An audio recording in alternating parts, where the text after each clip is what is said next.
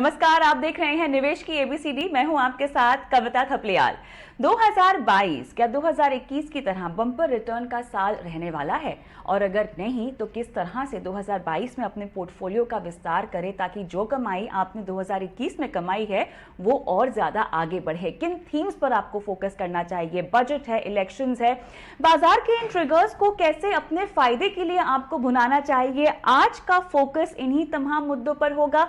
हर हफ्ते की तरह हमारे साथ आज भी खास मेहमान है। स्वागत करना चाहती हूं त्रिदीप भट्टाचार्य को, सीआईओ इक्विटीज एडलवाइस एएमसी का। त्रिदीप जी, बहुत बहुत धन्यवाद, आपने समय निकाला, निवेश की एबीसीडी इस खास शो में आपने शिरकत की। सवाल पहला आपके अनुभव से जुड़ा हुआ है। 2 दशकों से ज्यादा का अनुभव है आपको बाजार में। मुझे ये बताएं कि मौजूदा चाल जो बाजार में आपको दिखाई दे रही है, इतिहास में क्या इस तरह की चाल पहले भी देखी जा चुकी है जो फिलहाल दोहराई जा रही है, या ये अपने आप में एक नया दौर है बाजार का? क्या कहेंगे? पहली बात, आपका बहुत बहुत धन्यवाद मुझे इस शो में आमंत्रित करने के लिए। I am honoured to be part of this show. मैं ये कहना चाहता हूँ कि जो ये मार्केट का फेज है, ये हम इसके पहले पिछले 20-30 सालों में 2-3 बार देख चुके हैं। अगर हम व्हेन आई से मार्केट का फेज, अगर हम देखें 2020 से लेकर अभी तक पिछले 12-18 महीने, and if you replay back, अगर हम 2007, 2008, 2009 में देखें and then go back to 2000, तब तक की मेरी एक्सपीरियंस है जैसा आपने बोला, इन तीनों जगह पे जब हम देखते हैं, जब मार्केट कोई एक बहुत बुरे दौर से गुजरती है, 99-2000 में जब टेक बस्ट हुआ, 2007-8 में जब फाइनेंशियल सेक्टर का की कठिनाई सामने आई, एंड फाइनली 2020 में जब कोरोना का केस सामने आया, ये तीनों केस में कुछ ऐसे अनफोरकास्टेबल इवेंट हुए जिसके चलते मार्केट जो है पहले बहुत बुरी तरीके से गिरा और उसके बाद उतनी ही या उससे ज्यादा तेजी से ऊपर आया। सो टू आंसर योर क्वेश्चन, इसके पहले ये काफी बार हो चुका है। इस बार जो खास है इस राइज में वो ये कि इस बार हमारी जो इकोनॉमिक सिचुएशन है वो शायद पहले सिचुएशन से बेहतर है। जहाँ पे पहले हमारी जो फिस्कल सिचुएशन होती थी, अगर वो पकड़ ले, या फिर जो हमारी इकोनॉमिक सिचुएशन होती थी, कर्सी द रिफॉर्म, इकोनॉमिक रिफॉर्म जो गवर्नमेंट्स ने किए हैं, इनको मद्देनजर रखते हुए हमारी जो इकोनॉमिक की स्थिति है वो शायद पहले 2 बारियों से बेहतर है। बट ऐसे हमने पहले भी देखा है कि मार्केट गोज अप सिग्निफिकेंटली और उसके बाद धीरे धीरे इकोनॉमी में इम्प्रूवमेंट आता है। तो अभी जो साइकिल हम देख रहे हैं बाजार की, त्रिदीप जी, क्या आपको लगता है कि ये अब साइकिल लंबी चलने वाली है? 2021 में जो हमने चाल देखी बाजार की वो इस साल भी दोहराई जाए वो जरूरी नहीं है, लेकिन अभी जो मौजूदा चाल है ये एक लंबा फेज है जो बाजार में दिखाई देगा। क्या कहेंगे आप? मैं इसको अगले 2-3 साल के पॉइंट ऑफ व्यू से देखता हूँ। बहुत नियर टर्म 2020 भी कवर होगा इसमें, बट अगले 2-3 साल पॉइंट ऑफ व्यू से अगर हम देखें तो 2020 में हमारी जो लिस्टेड कंपनीज हैं उनके जो अर्निंग्स एस्टिमेट है वो बहुत बुरी तरीके से गिरे, बिकॉज कोरोना के चलते काफी सारे ग्रोथ जो है वो खराब हो गई। बट वहां से जब हम वापस आते हुए वो 2021 में हमने एक रिवाइवल देखा on the back of lower base. But 2022 में हम देखते हैं कि जो ये मार्केट है इसको हम 2 भाग में डिवाइड करते हैं। पहला half, first half of 2022 Jain से लेके अगर मई तक अगर हम देखें तो इसमें 2-3 मैक्रो चीजें हैं वो महत्व रखेंगी।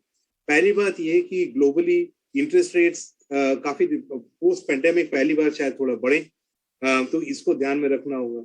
सेकेंड, ये जो ओमाइक्रॉन जो लेटेस्ट वेरिएंट है कोविड का, वो थोड़ा आगे पीछे हो सकता है, and that could impact the operating of the economy. और तीसरी बात जो है overall with regards to India में इन्फ्लेशन जो है वो भी थोड़ा ऑयल के चलते ज्यादा रह सकता है। तो ये अगर हम फर्स्ट हाफ देखें तो मार्केट में थोड़ा शायद हमको उथल पुथल देखने को मिले। बट जैसे ही हम सेकेंड हाफ 2022 देखें और उसके आगे 1-2 साल देखें, 2024 में हमारे इलेक्शन है, वो वाला जो फेज रहेगा from second half 2022 onwards till 2024, मेरे हिसाब से हम इंडिया में एक कैपेक्स साइकिल देखेंगे, जहाँ के भी कॉर्पोरेट कैपेक्स जो है थोड़ा सा बढ़ने की का रुझान है। और अगर ऐसा होता है तो कंपनीज के जो अर्निंग्स एस्टिमेट्स है वो अपने आप पर्टिकुलरली इकोनॉमी फेसिंग सेक्टर्स के बढ़ने लगेंगे। सो ये सिनेरियो में फर्स्ट हाफ में जो वोलेटिलिटी रहेगा उसमें मुझे लगता है कि इन्वेस्टर्स को क्या बोलते हैं हर गिरावट में थोड़ा थोड़ा पैसा डालना चाहिए, और अगले 2-3 साल पॉइंट ऑफ व्यू से जो ये हमारी इकोनॉमी में तेजी दिखेगी ताकि उसके लिए हम अपने आप को पोजीशन कर सकें। सो that is how I would think कि अगले 2-3 साल कैसे पैन आउट होगा। चलिए, तो यहाँ पर उतार चढ़ाव बाजार में दिखाई देगा और यही वो समय है जहां आपको बाजार में निवेश करना चाहिए। और अगर किश्तों में निवेश करना चाहते हैं, सलाह होगी एसआईपी के जरिए निवेश करने की। लेकिन त्रिदीप जी, निवेश की एबीसीडी ऐसा शो है जहां पर हम चाहते हैं कि हमारे जो दर्शक हैं और आपके जो निवेशक हैं जब निवेश करें तो ये जाने कि जब हम इडलवाइज का कोई फंड खरीद रहे हैं तो त्रिदीप जी का चेहरा उनके जहन में आ जाए। ठीक है, इसलिए बहुत जरूरी है कि हम एक पर्सनल रैपो निवेशकों के साथ, दर्शकों के साथ क्रिएट करें। ये तब होगा जब आप थोड़ा अपने निजी निवेश के बारे में, अपनी निजी जिंदगी के बारे में हमें बताएं। मुझे बताइए, निवेश को लेके आपका रिश्ता कब स्थापित हुआ? बहुत बहुत पहले, 2000 से मैं एक्चुअली पोस्ट एमबीए मार्केट में इन्वेस्ट करना शुरू किया, और वहां से अभी तक जो मैंने इक्विटी का दौर देखा है, मेरे काफी पर्सनल इन्वेस्टमेंट भी इक्विटीज में भी हैं, जो मैंने देखा है, it has been a very fruitful journey. और इसीलिए मैं वो जो 3 एग्जांपल दे रहा था, 2000 में जो हमने उथल पुथल देखा, फिर 2007-8 में जो उथल पुथल देखा, उसका जो तजुर्बा है वो अगर मैं 2020 ये जो हम जहां से हम गुजर रहे हैं उसमें लगाऊं, तो ये तीनों चीजों से जो मुझे समझ में आता है वो ये है कि ऐसे सब मौकों में जो जो जो निवेशक साइड में बैठे होते हैं वो डर की जगह थोड़ा थोड़ा ही सही अगर हम इक्विटीज में डालते रहें तो बहुत अच्छी बात है। मैंने ये 2000 में नहीं कर पाया क्योंकि उस समय मैं मार्केट में बहुत फ्रेश था, और मुझे उस समय डर लगा कि मैं कैसे करूं। बट जब दूसरी बार मैंने सेम चीज देखी 2008-9 में, उस समय जो मैंने पैसा उस समय जो मैंने वो जो डिप मिला मार्केट में उसको मैंने कैपिटलाइज किया अच्छे से। तो उसी के बेसिस पे मैं कह रहा हूँ कि you know from whenever such dips happen in the market, लोगों को पैसा डालना चाहिए। दूसरा जो सवाल आपने पूछा कि यू नो ओवरऑल इडलवाइज के जब हम म्यूचुअल फंड स्कीम्स में देखें तो कैसे हम उसमें सोचते हैं, हम किस तरीके के कंपनीज में पैसा डालते हैं। सो वो मैं 2-3 चीजें बोलना चाहूंगा, इफ दैट इज ओके। 2-3 साल पॉइंट ऑफ व्यू से 4 या 5 थीम में जो है हम लोग बुलिश हैं। हम लोग को और ये हमारे केवल एक फंड में नहीं, जो भी आप फंड ले लीजिए वो सब में ये सारे बेट्स जिसको कहते हैं वो आपको देखने को मिलेगा।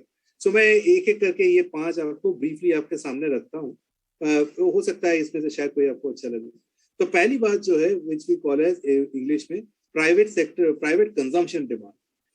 इसको अगर हम सीधी तरीके से समझने की कोशिश करें तो ये है कि पिछले 2 साल में शादियां और काफी सारे जो हाउस होल्ड इवेंट है वो काफी रुक से गए हैं, और हुए भी हैं तो बहुत हल्के हल्के से हुए हैं।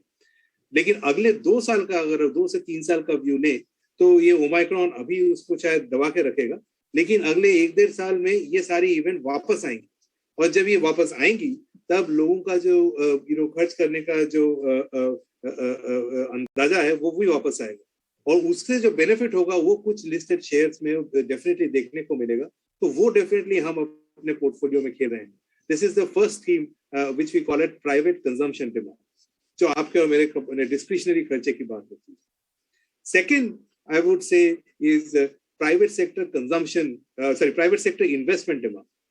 जो मैंने अभी आपके सामने एक सिनेरियो रखा कि अगले 2-3 साल में शायद हम लोगों को एक कैपेक्स साइकिल देखने को मिले। प्राइवेट सेक्टर कंपनीज जो है, आईटी है वगैरह, दूसरे सेक्टर है, वो लोग नए फैक्ट्रीज वगैरह लगाने की बात कर रहे हैं। और अगर ऐसा होगा तो काफी सारे लिस्टेड कंपनीज ऐसे हैं which will participate in this, and hence some of the portfolio holdings are a beneficiary of the same. तो ये दूसरा थीम है जिसमें हम बुलिश हैं, which is private sector investment demand. तीसरा थीम जो मैं बात करना चाहूंगा वो है गवर्नमेंट स्कीम बेनिफिशियरीज।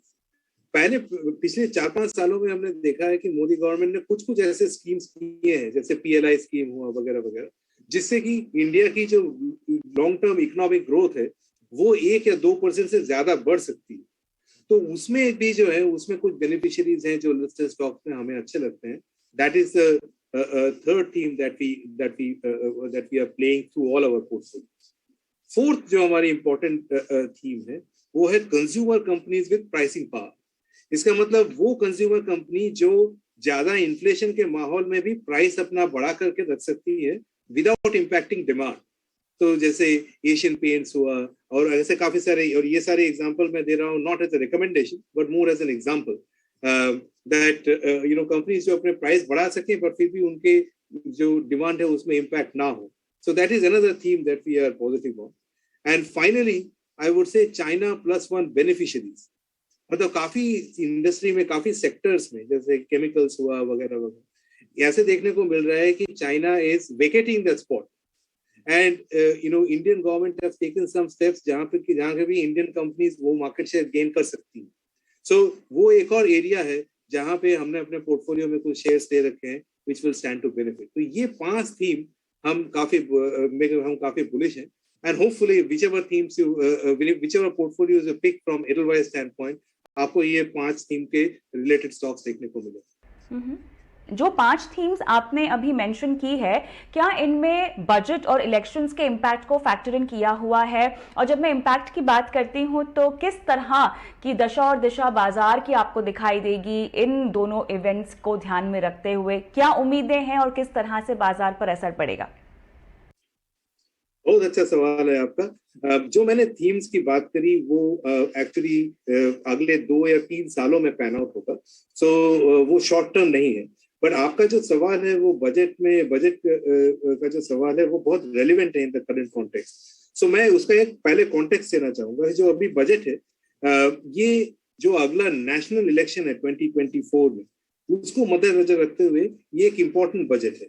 वो इसलिए क्योंकि गवर्नमेंट जो भी यहाँ पे काम करेगी उसका रिजल्ट हमको इलेक्शन से पहले देखने को मिलेगा। And I am sure the government is thinking about that. So उसको ध्यान में रखते हुए मेरे हिसाब से जो ये बजट में मेरा जो अनुमान है वो ये है कि it will be a balanced budget. 2 तरह की चीजों में, एक तो कैपेक्स थ्रस्ट, जो मैंने कैपेक्स साइकिल की बात करी, एक थीम हमने बात करी कि उसमें कैपेक्स थ्रस्ट होगा, और दूसरी तरफ थोड़ा रिलीफ देखने को मिलेगा शायद। ये मेरी ऐसी उम्मीद है, आगे देखते हैं क्या होता है। बट मुझे लगता है कि it will be a balanced budget between capex thrust and relief measures. So अगर हम कैपेक्स थ्रस्ट की बात करें तो उसमें पीएलआई स्कीम्स में थोड़ी बढ़ोतरी हो सकती है। हो सकता है कहीं जीएसटी कम हो जाए, उस तरीके के मैन्युफैक्चरिंग सेक्टर को कुछ बेनिफिट हो जाए, और ताकि कैपेक्स साइकिल को अपने को अच्छा देखने को मिले अगले 1-2 सालों में। दूसरी तरफ जो कोरोना रिलेटेड इम्पैक्टेड सेक्टर्स है, जैसे एग्रीकल्चर हुआ, ट्रैवल हुआ, स्मॉल एंड मीडियम एंटरप्राइजेस हुआ, यहाँ पे कंपनीज को काफी सारा नुकसान हुआ और in during the covid times. May be we could see some softs और some relief measures for these sectors. So अगर हम फिजिकल सिचुएशन देखें कंट्री की तो अभी कंट्रोल में है। इसलिए मुझे लगता है कि इस बार गवर्नमेंट के पास थोड़ा सा स्पेंड करने का बजट होगा, and at the same time some relief measures का भी बजट होगा। सो मुझे ऑल इन ऑल अच्छा लग रहा है कि एक डिसेंट बजट होना चाहिए, a mix between capex thrust and relief as we discussed।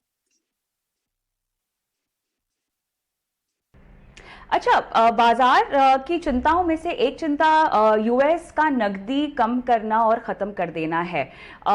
ऐसे में एफआईआईज का हमारे बाजार से गायब होना भी लाजमी है। ये चिंता आपके लिए कितनी बड़ी है? मेरे हिसाब से अगर इसको हम ऐसा देखें कि ये जो हमारे पैंडेमिक हुआ पिछले 2-3 सालों में, इसमें ऑब्वियसली वेरियस गवर्नमेंट्स, अगर यूएस की बात ले लें या इंडिया की बात ले लें, उन्होंने सबने इंटरेस्ट रेट काटे, किसी ने रिलीफ मेजर्स अनाउंस किया। So as we come out of it, 2022 जो ये करंट साल है, उसमें पहला बार अपने को देखने को मिलेगा कि इंटरेस्ट रेट थोड़ा सा ऊपर जाएगा। बट एक्चुअली इंटरेस्ट रेट हमने पिछले 30 साल का जो मार्केट का उतार चढ़ाव एनालाइज किया, उसमें देखा कि जब इंटरेस्ट रेट ऊपर जाता है पहली बार, तब वो एक्चुअली मार्केट के लिए पॉजिटिव होता है। वो इसलिए क्योंकि इंटरेस्ट रेट तब ऊपर जाता है जब लोगों के अनुमान से इकोनॉमी अच्छा कर रहा है। सो इसलिए मुझे लगता है कि जो पहला जो इंक्रीज इन इंटरेस्ट रेट जो हमको देखने को मिलेगा यूएस में, वो उसमें उतने घबराने की बात नहीं है। और वो ये सिग्नल करेगा कि एटलीस्ट इकोनॉमिक एक्सपेंशन, जो मैंने कैपेक्स साइकिल की बात करी, जो अच्छी चीजें हो रही हैं इकोनॉमी में, वो एक्चुअली लोग, सेंट्रल बैंकर्स को भी ऐसा लगता है। लेकिन डर की बात यह है कि अचानक से अगर बहुत ज्यादा इंटरेस्ट रेट एक बार में बढ़ा दें तो वो इक्विटी मार्केट्स के लिए कठिन समस्या हो सकती है। अभी अगर मैं, जो यूएस में फेड बोल रहा है, या तो जो आरबीआई बोल रहा है, या जो दुनिया भर के सेंट्रल बैंक्स बोल रहे हैं, उसको अगर मैं सम टोटल उसका निचोड़ निकालूं, तो मुझे लगता है कि अभी जो इंटरेस्ट रेट इंक्रीज की वो लोग बात कर रहे हैं, वो बहुत धीमे धीमे होगी। तो अगर वो धीमे धीमे होगी तो वो इक्विटी मार्केट्स के लिए प्रॉब्लमदायक नहीं है मेरे हिसाब से। अचानक से अगर बहुत ज्यादा बढ़ जाती है तो प्रॉब्लम हो सकती है। तो इसलिए आपका सवाल का अगर मैं सीधे जवाब दूं तो थोड़ा इंटरेस्ट रेट जब बढ़ने की बात होती है, मार्केट में थोड़ा बहुत उथल पुथल देखने को मिलता है, बट वो शॉर्ट टर्म होता है। फिर वो कहानी इकोनॉमिक एक्सपेंशन की तरफ चले जाती है। That is where we will head. ये तब तक वैलिड है तब तक कि बहुत ज्यादा इंटरेस्ट रेट्स एक बार में ना बढ़ा दे जाए, जो अभी मुझे नहीं लगता है कि ऐसा हो। अच्छा, ओमिक्रॉन को लेकर काफी हद तक हम देख रहे हैं कि अब बाजार ने इसको पचा लिया है, लेकिन महंगाई ये कितनी बड़ी चिंता बन सकती है? जिस तरह से कच्चे तेल की कीमतों में भी हम बढ़त देख रहे हैं, हो सकता है ये शॉर्ट टर्म ही हो, लेकिन महंगाई हमें कुछ समय तक चिंता करेगी, क्या चिंता हमें देगी? क्या कहते हैं आप?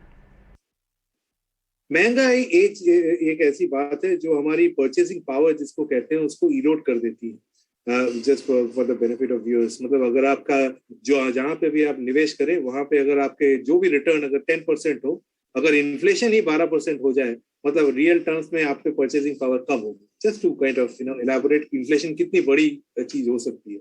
इन दैट कॉन्टेक्स्ट अगर हम इन्फ्लेशन को देखें कि ये इन्फ्लेशन हुआ क्यों, सो आई थिंक दो तीन चीजें सामने आती है। पहली बात कि जैसे कुछ कुछ जगह पे जैसे चिप शॉर्टेज की बात आती है, कुछ कमोडिटी प्राइसेस जहां पे सप्लाई नहीं था उसके लिए काफी बढ़े हुए हैं, और कहीं पे जो है कुछ फर्म्स बंद हो रखे हैं, और फिर या फिर ग्लोबल उतना मतलब ट्रैवल उतना नहीं हो पा रहा है कर्ट्स ओमिक्रॉन रिलेटेड रेस्ट्रिक्शंस। इसलिए जो है कमोडिटीज की काफी कुछ के भीतर काफी बढ़ गई।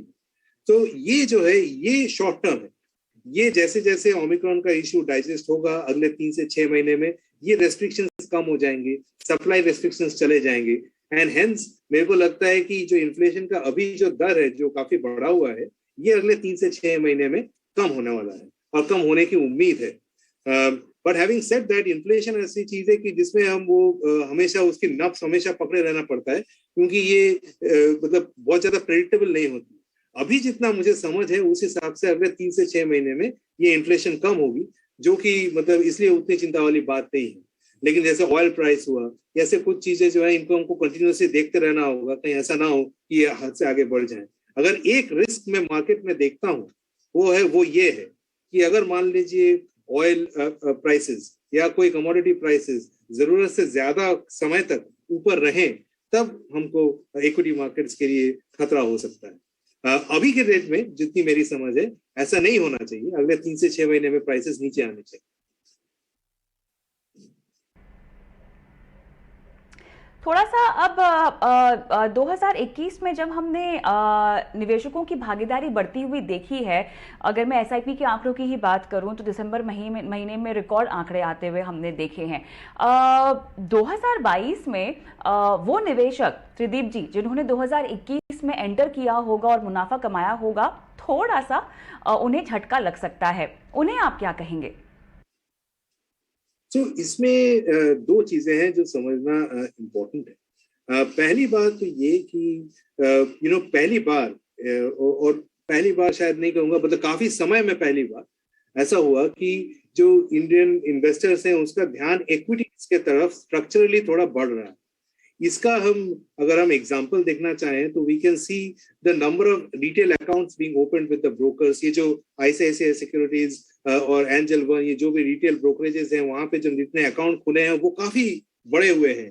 और ये इसलिए नहीं बड़े हुए हैं कि पिछले 12-18 महीने में उनका पैसा बना है। मुझे लगता है काफी लोगों का ध्यान इक्विटीज की तरफ पहले के से काफी ज्यादा है अभी।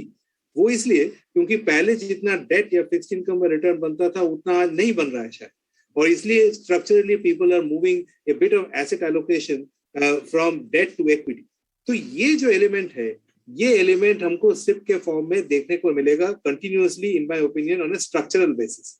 ये अगले 1-2 साल में ये स्ट्रक्चरली बढ़ने ही वाला है, और ये ऐसा होना भी चाहिए, क्योंकि ग्लोबली अगर हम कंपेयर करें, सारी दुनिया में देखें, और उसके कंपैरिजन में अगर हम इंडिया में देखें, तो इंडिया में अभी भी इक्विटी पार्टिसिपेशन जो फैमिलीज की है या मिडिल क्लास की है, उसमें हिसाब से काफी कम है, तो वो तो बढ़ने वाला है। जो इसमें सिक्लिकल एलिमेंट है वो ये है कि पिछले 2 साल पे काफी लोगों का जो वर्क फ्रॉम होम था, और उस समय जो ट्रेडिंग मेंटालिटी होती है, वो जो घर से ट्रेडिंग करते हैं, वो थोड़ा ज्यादा बढ़ गया था। मे बी दैट में kind of even out over the next 1 to 2 years, उससे हो सकता है थोड़ा बहुत आगे पीछे हो, बट स्ट्रक्चरली मुझे लगता है कि SIP फ्लोज जो है वो इंडिया में अगले 3 से 5 साल में बहुत ज्यादा बढ़ने वाले हैं। उसका कारण ये भी है क्योंकि मुझे लगता है कि फंडामेंटली ये जो इंडियन इकोनॉमी की तेजी है, ये अगले 2 से 3 साल जो है बरकरार रहेगी। एंड जनरली देखा गया है कि जब इकोनॉमिक तेजी बरकरार होती है, SIP flows actually continue to do well as well. So it's a mix of structural trends, but also the fact that economy is doing well. And I also recommend investors that they keep doing SIP on an ongoing basis. जैसा कि आपने खुद कहा कि बहुत सालों में ऐसा पहली बार हुआ है कि जब रिटेल की भागीदारी बढ़ी है इक्विटी निवेश की, और उनका रुझान थोड़ा सा बढ़ा है। साथ ही में त्रिदीप जी, बहुत सारे निवेश के नए विकल्प भी उभरे हैं। क्रिप्टो, हालांकि इसको लेके क्लैरिटी नहीं है, लेकिन मिलेनियल्स ही क्यों, मेरे हिसाब से तो, या जितना हम अभी तक देख रहे हैं, समझ पाए हैं, हर उम्र के शख्स को क्रिप्टो में दिलचस्पी दिखाई दे रही है। NFT एक और विकल्प लेकर बनकर उभरा है जहां पर लोगों की दिलचस्पी बढ़ रही है। क्या ये निवेश का नया दौर है इन नए तरह के विकल्पों के साथ?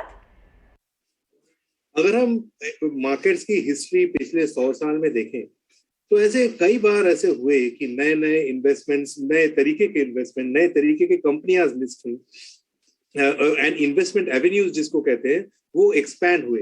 And I think in that context ये जो आपने क्रिप्टो करेंसीज वगैरह की बात करी, ये नए नहीं है। आज से अगर आप 2000 की बात करें, पहली बार लोग इंटरनेट से वाकिफ हो रहे थे। उस समय इंटरनेट बहुत बड़ी चीज लगती थी, बहुत एसोटेरिक चीज लगती थी, पर आज के डेट में मतलब इंटरनेट जैसे आम बात हो गई है। तो सिमिलरली ये कुछ नए asset classes over the next 10-20 years will gradually become main stream. ये मेन स्ट्रीम में आ जाएगा, और कुछ जो है फैड हिसाब से डिसअपियर हो जाएंगे। इसमें जो मेन चीज केयरफुल रहने की बात है वो ये है कि यहाँ पे अभी रेगुलेशन नहीं आया है।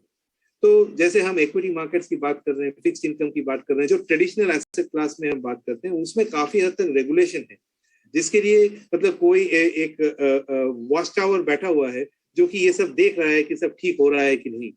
इन some of this new asset classes अभी भी वो रेगुलेशन नहीं आया है। तो इसीलिए मुझे लगता है कि ये नए एसेट क्लासेस में थोड़ा केयरफुल रह के इन्वेस्ट करना चाहिए। But having said that, one has to be open minded about looking at these new areas.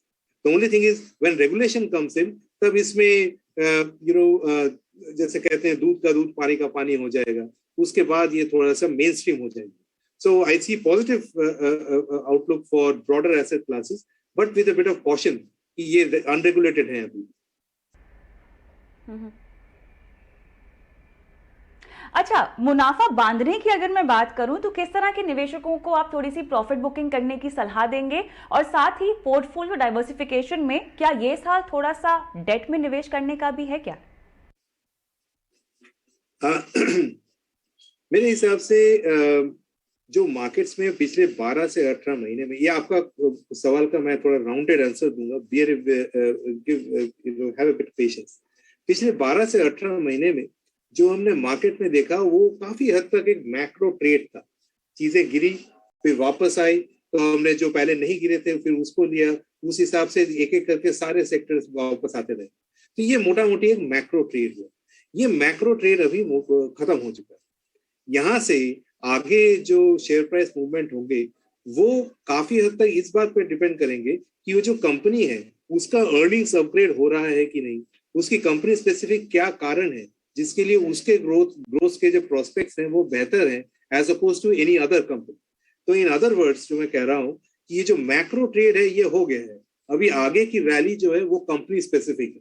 तो इसलिए अगर ऐसा माहौल होने वाला है, तो इन दिस कॉन्टेक्स्ट जो इन्वेस्टर्स के ऐसे शेयर्स हैं जो इन्होंने मैक्रो देखकर लिया था, कि अभी ये काफी गिर गया है, बट वो फंडामेंटली स्ट्रॉन्ग कंपनी नहीं है, लेकिन बहुत गिर गया था और वो वापस आ गया है एक नॉर्मलाइज लेवल पे, वहां पे तो डेफिनेटली प्रॉफिट बुक कर लेना चाहिए।